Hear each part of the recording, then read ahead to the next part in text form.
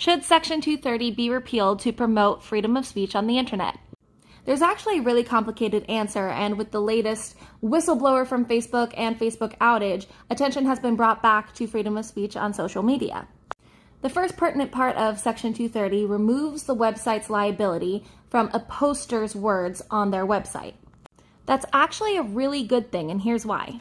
We already know that social media platforms are censoring conservative voices and are censoring free thought, but they would actually be incentivized to censor even more if they were liable for the things that people posted. If I were to post something on voter fraud and somebody was offended by that, they could sue Facebook for my words if that portion of Section 230 was repealed.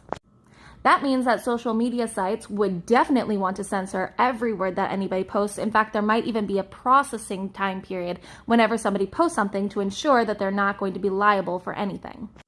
But here's the problem. Social media websites like Facebook, Twitter, Instagram are already censoring people even though they have that legal immunity. And in particular, they target conservative voices or conservative ideology to not be shared on their social media platforms.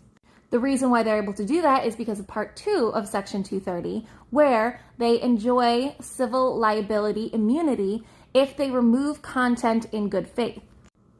But in Section 230, good faith is contingent upon removing content that's obscene, objectionable, lewd and lascivious, filthy, or excessively violent.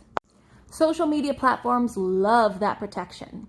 But here's where the whistleblower came in. She is actually advocating for the removal of Section 1 of 230. Because then, social media platforms would not only legally be allowed to, but they would be encouraged to censor any objectionable content that people post. Bye-bye free speech for conservatives. Now, most importantly, as a conservative, I'm a proponent of private businesses having rights. But when social media platforms like Facebook can host 2.8 billion active users, there must be some constitutional protections for the users. I 100% agree with President Trump that Section 230 needs to be repealed.